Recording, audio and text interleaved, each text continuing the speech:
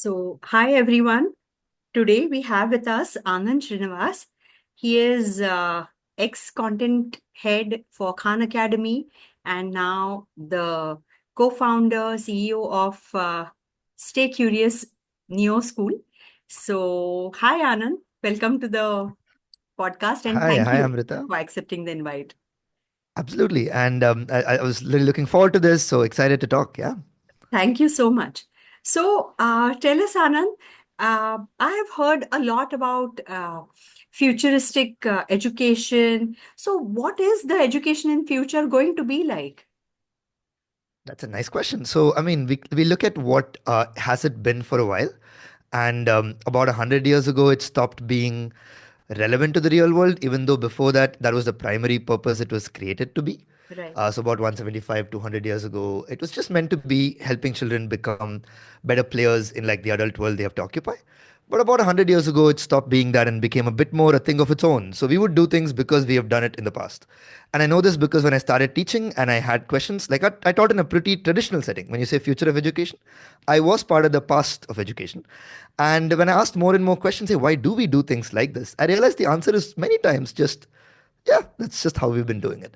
So I think the future would probably look like a lot more focus on the skills that are needed for the real world and not just focus on things because we have done it. And Right. another, I think, would be more focus on practical methods of learning that we today know work much better, that engages the child both, not just through lectures, but actually learning, helping them learn hands on. And the Right. third, I think, would be a lot more emphasis on social emotional learning and not just on academic learning. I think that probably is the biggest one that I think is going to be Absolutely. a huge focus. Yeah. Absolutely. So, what are the relevant skills that we say that the world is going to be like skills driven? So, Yeah.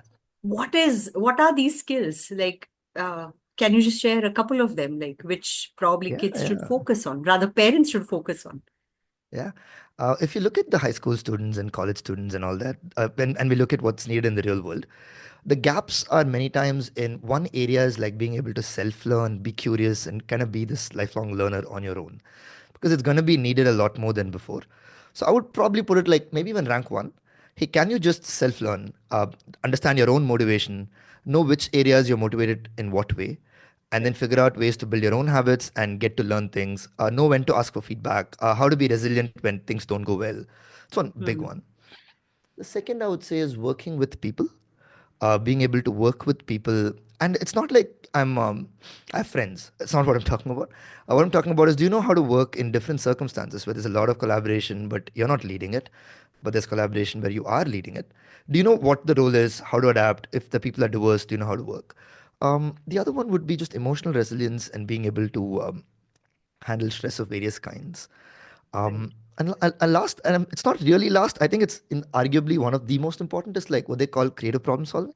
Right. Are you have you had enough practice in like taking an open-ended problem, mimics kind of the real world, and then you can go through some forms of design thinking, not really following like a recipe, but do you know that hey, how to generate multiple ideas before picking one? Do you know that you have to talk to the users whom you're building for rather than just come up with your own idea? Like these kind of things, I think are going to be really important. Right. Um, and this is not from my intuition; it's from a bunch of sources Right. that have Right. compiled it, and Sure. most of them converge on these few. And then there are a few more like digital literacy, but I would put these Absolutely. as the top ones. Yeah. Yeah, yeah. I loved the way you put it, like a recipe for design thinking or something of that sort. Yeah, Yeah. actually. You spoke about emotional resilience. Yeah. How much do you weigh? I mean, so if you have EQ and IQ, so how do parents balance? Because somewhere parents want their children to have like high IQ and want to boost their IQ, and then you are worried about the EQ. So what's more Yeah. important, or rather how do we balance it? I mean, this is such a nice question. This exact form has not been asked to me, but it opens up a very nice point, right? Actually, the more I'm learning cognitive psychology and how learning works and all of that, Right. the better you're developing socially, emotionally, the more likely you are to get better at solving problems, understand academics. So it's not really A versus B. It's not like the time I'm spending here is taking away from that time. It's actually the other way. I Right. personally believe that a lot of the kids who I was also one of them who kind of did really well academically, like getting into good colleges, etc. We needed to, if you ask me, 11th and 12th, Luckily, I could manage it, but there was so much emotional skills to handle, right? Like you're used to getting 90 or something. Then I got 5 out of 70. Okay. And I saw that 80% of the class who got 5 or below left. Okay. But some of us just stuck because you were like, I guess, partly it was being able to be able to handle that emotion and understand, put it in Right, context that, hey, this 5 doesn't mean what it really means, that I don't know any of the physics that's being taught, rather right, than to take it differently. So should they pick one over the other? There is no real choice. It's like working one leg and not working out the other leg. It's not going to make you really fast. It's just an illusion that it's going to. So I think one helps the other. So there's no dichotomy. right, And if children spend more time doing social emotional skills, they will be better off at learning subjects. right, right. Absolutely, I agree with you. So earlier you also mentioned one more thing that was about collaborative learning. So Yeah. if we talk about collaborative learning or project-based learning, so how does that work in a in a structured framework? Like we have like a curriculum which is set, and we need Mm, to mm. learn that, we need to study that. So how does project-based learning come in the picture? Yeah, you can take a set of learning outcomes that you want. It can even be subjects. It can even sound like I want my child to do fractions and decimals, and I want them to know how forces work. And it's okay. Now you can put together a project where children are, say, building a robot, and let's say they have to understand some forces for it, but they have to calculate costs and try to. They're learning. So it's not really that. Hey, it's not that we shouldn't have children learn a set of common knowledge. I think that is important. There's nothing wrong with that. It's two mistakes can that, hey, should it be learned in a rote memorization kind of way? That's bad. I don't think it's bad to have common knowledge that you want people to know. Isn't that what sets the culture, right? If I know, if Absolutely. my doctor tells me what's acidity, he tells me of acidity, I know what that means. And that means he expects me to have that common knowledge that there are acids and etc. So Right, how do you do that? Projects can be designed using whatever content as like the conveyor belt of knowledge. You take forces, decimals, fractions, and say some history or some English communication, and then you can come up with the right project that put these together. It's like a chef trying to put all these ingredients. So you can always take the core content that you want any curriculum to develop. It could be right, IGCSE, it could be CBSE, whatever, and then do it. So it's the method that matters. So you can design projects well, have children work through them, and in fact, there's evidence that children learn the subject knowledge better in this world oh, because they're seeing where it applies. And so the mastery of concepts when done in a project based environment just works better. So you're saying there's a set curriculum. I do not think that goes against teaching it in a project based way. It's a pedagogy that you're picking up, not really. There's nothing against content that project based learning has. right. Wow. So I've heard that your school, uh, Stay Curious. Uh, so I'm curious now that how is project-based learning a part of your school? Like it's the philosophy of your school, right? Yeah, it's so like you said, it's the philosophy, and it's also arrived at just because I keep thinking that. So stay curious, just to talk about a little bit, is just a product of us this understanding that education is not failing at the vision layer or like the idea or the philosophy stage at all. It's purely failing at the implementation layer. This is what I learned, if you ask me, 6 7 years of building, working with a lot of diverse people. So I decided, and we decided as a team, that hey, the actual problem, it's an engineering problem. We don't need somebody new who's like, you know what, I think education should be. We don't need anything. Actually, we kind of know from how the brain learns what would benefit children well. We just have to build it. For example, what we learned is that children, when they work on projects that are authentic, and they can understand where the knowledge applies, and are able to revisit the same knowledge over and over again in different projects, they learn that knowledge also well. They also learn where it applies, and they're able to collaborate with others through the project, which builds these social skills well, rather than having some social skills period or moral science period or something like that. It doesn't work so Right, well, right? Kids are like, right, yuck. So we know that. The challenge with doing that, and we also know that teaching social emotional skills works better. right, So none of these are my ideas. Um, so the challenge, rather, and why we build Stay Curious, is how do you implement this though? So project-based learning works well in a very small ratio, like maybe 5 7 8 kids. So we have an 8 kids ratio because we want to do pure project-based learning and give right, children all this feedback and um, do like one-on-ones every couple of weeks. So Stay Curious is just trying to solve this engineering problem of what we know works, like projects work, social emotional skills work, collaborative learning done together deeply, actively, active learning works. So we're just the implementation of it. In that sense, we're just like trying to build a V2 or future of education rather than alt right. education. It's purely just an engineering problem at this point, and Correct. keeping the cost at the level where it's not super inaccessible, And we will over time figure out ways to make it even more accessible. But that's pretty much the problem statement of Stay Curious. So we don't have a philosophy or a take on education. We just implement the engineering problem of how do you implement what works well in a way that can reach people. Yeah. Right, right. Wow. So interesting. So you've also mentioned that it's not like the problem does not lie with the philosophy or education should be what or at that point, but Yeah. the implementation is where it is lacking. So Yeah. I know, I mean, your school is doing something phenomenal and something new, but I Mm. want to understand that if we want to bring something such a change, like especially with the new education policy coming in and getting implemented, and if we are saying that somewhere in the implementation we are going to have problems, so does it mean that the teachers need to get trained or get equipped with some new set of skills or understand these skills in a different way, or what is it going Yeah, to that's a big part of it. That's a big part of it. be? Right. Because see, we have a new educational policy now, but we had an NCF in 2005. That's And I right. read that and I was like, so when I read NEP, I was like, wow. But then I read NCF and that was also kind of wow. And Correct. I was like, hey, but that was 2005. And so, like you say, one of the big challenges in implementation is that hey, you can tell the goals that you broadly want. But Hmm. like you say, what is that teacher in that room doing finally? Correct. And if you look at any board, it doesn't matter, it's CBSE. It all there are some constants to it. There's a person, there's about 30 people. It could be plus or minus something. Most of the learning is I'm going to lecture at you. There's a board behind me, and there's a test once every few months. Right. That I'm calling the implementation layer. Now you can. There are some variances here. Some people do it slightly better. IB does it slightly better. All that can happen. But at the implementation layer, if we want to really build social emotional skills and do content and do everything, you have to come up with efficient models like project based learning. Otherwise, you're going to have periods and periods, and all of these are taught also separately, and it's super inefficient. And eventually, you'll say, rightly so, that hey, we couldn't implement all of these knowledge pieces because there's no time. And then when That's right. you cut. Just and keep like you teach math and science because you're like really worried that if you don't teach that, it's going to be really bad. And then you don't do any of the other things, and you go back to the implementation of the old times, right? So I think countries that have done well in this have just been very rich countries, sadly, but not all rich countries, though, which means it's not just money. So Finland, for example, focuses a lot on getting the best people Right. and training them really well and providing ongoing support, whereas some other countries like US or UK treats this problem differently. A laptop for every child actually doesn't solve anything. So it's not like spending money works. That's Um, right. it's not a money alone problem, but I do think some of the solutions like attracting great talent into teaching, and then giving them ongoing support, and then providing them with the tools Correct. to do the job. It's not just money. If you just 3x the pay of all teachers, I don't think the implementation gets better.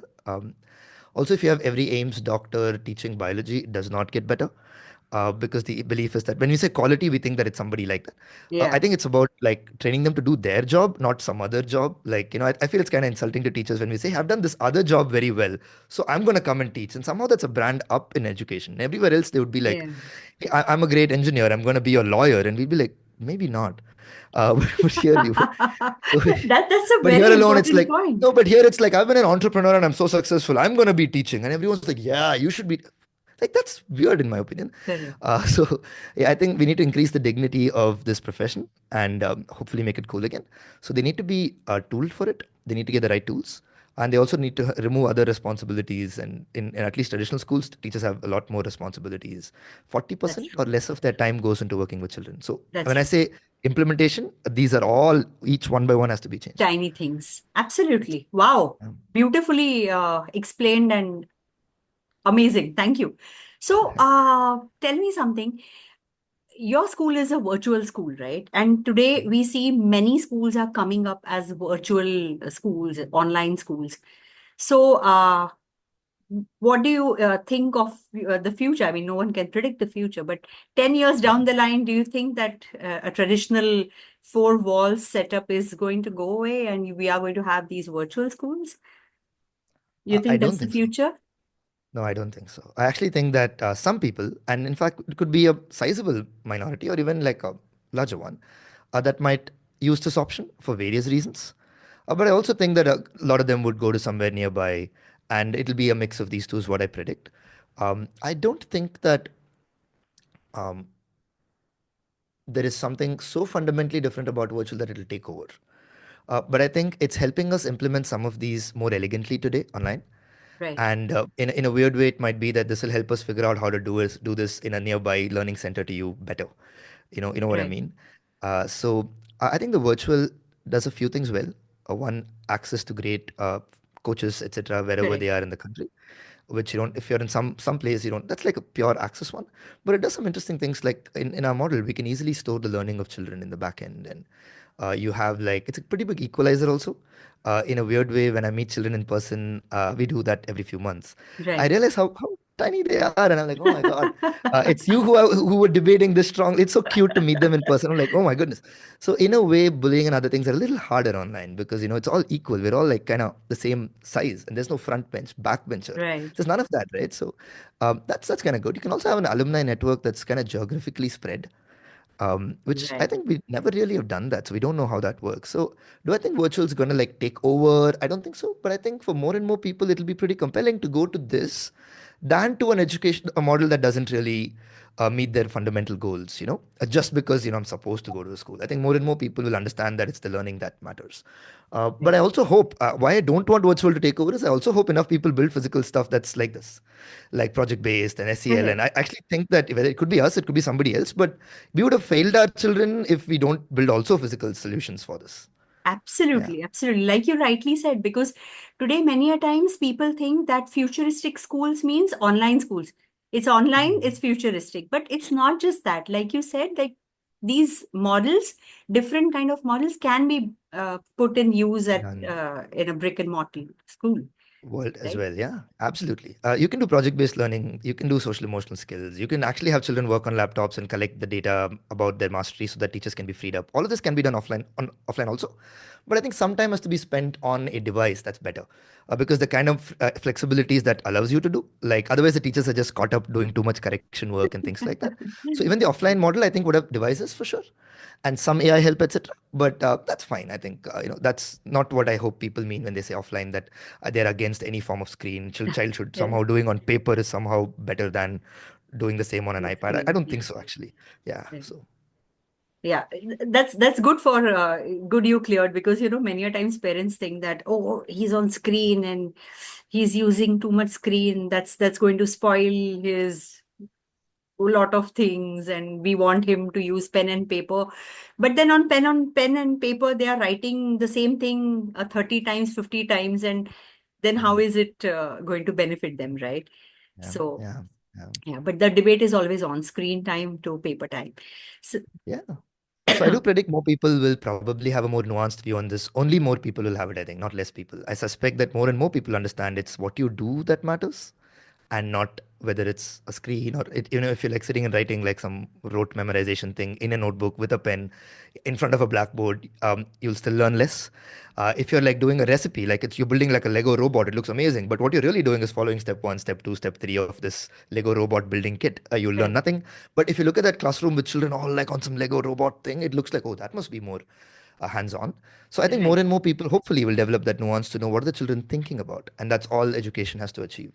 And if they're able to think about it wherever, that's fine. So, yeah. Absolutely. Wow. Wow. Those are like really good insights, and thank you so much. So any thoughts before we you want to say to parents, or anything that you would like to say?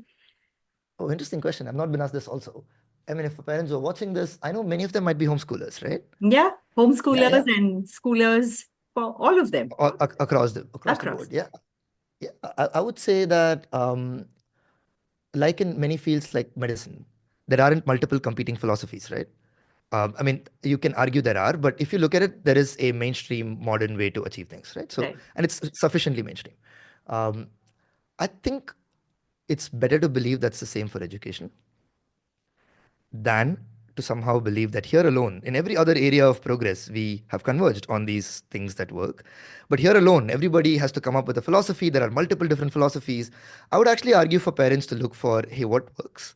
and then which implementation of it seems better for their child. For example, it's like every child is unique, just like every human patient is unique when it comes to medicine. But Right. also, certain things work reliably for a lot of people, like project-based learning work. So I would recommend parents who are doing this to kind of read up the literature and be like, hey, there are well-known good ways to do it, so they don't reinvent the wheel, and they might be able to, whether they're doing it at home or picking a school. I think their way of doing it will be more grounded in the deeper parts of education than looking at maybe the campus or how good it looks, things Yeah, like that. right, Yeah, yeah.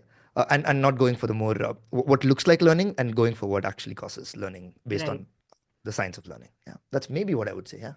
So, like finding the right recipe, like you said, Yeah, and the to right know that you recipe don't for have your to hyper child. personalize it. Yeah, and you don't have to Correct. hyper personalize it. Like, I actually think that there is some personalization, but if you're getting Yeah, some of the core pieces right, it works for the human brain. It works pretty well, and absolutely. that's good to know in some ways. I think I hopefully it liberates parents to not feel too pressured to Right. am I picking the right thing? Lovely. So, thank you so much, Anand, for coming and giving us such beautiful insights and speaking directly from your heart about future of education and clearing the doubts of future of education, which is not just online or virtual, but future of education is understanding the different models that can work or the right recipe for your child, right? Yeah. Awesome. Okay. Thank you so much for having me, Amrita. It's always a pleasure to talk to you, Thank you and I so hope to do much, more. Anand. Yeah. Thank you. Yeah. Thanks for coming. Bye.